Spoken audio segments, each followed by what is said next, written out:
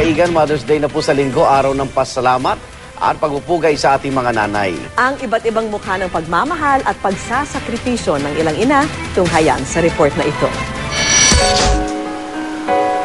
15 anyos pa lang pero ngayong linggo, kabilang na rin sa mga babatiin sa araw ng mga ina si Feliz, di niya tunay na pangalan. 3 araw pa lang ang kanyang baby boy pero ramdam na raw ni Feliz ang bigat ng responsibilidad bilang ina. Parang nagbigay aral din siya sa akin. Anong aral? Na di madali maging magulang. Responsibilidad mo na yan. Kailangan mo buhayin. Bata pa nga siya. Tsaka wala pa naman akong permanenteng trabaho.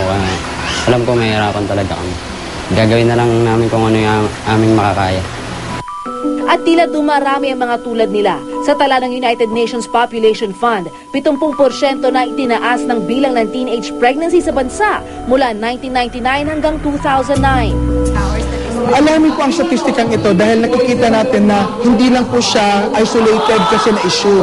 Ang issue ng teenage pregnancy ay isang refleksyon din sa uri ng kahirapan, antas ng kahirapan na naramdaman sa mga komunidad.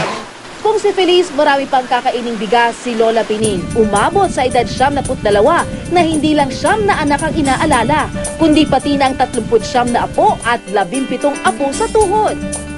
Siyempre, masaya. Dahil buhay pa ko, nakikita ko pa yung mga anak ko at apo.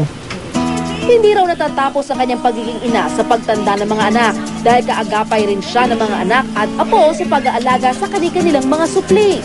Mahal ko sila lahat. Pantay ang tingin ko sa aking mga apo at mga anak. Noon na-stroke kasi ako.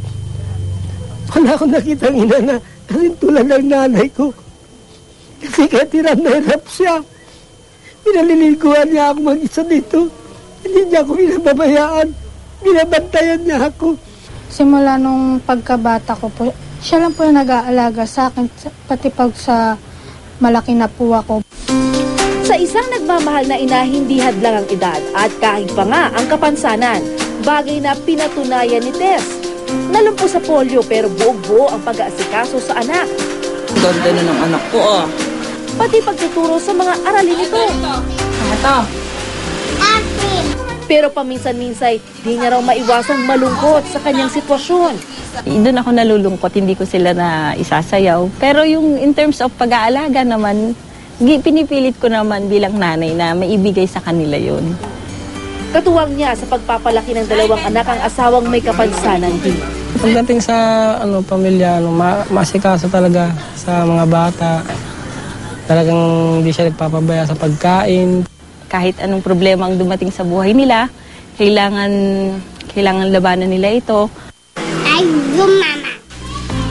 Para sa saksi, Dala Roque, nag-uula.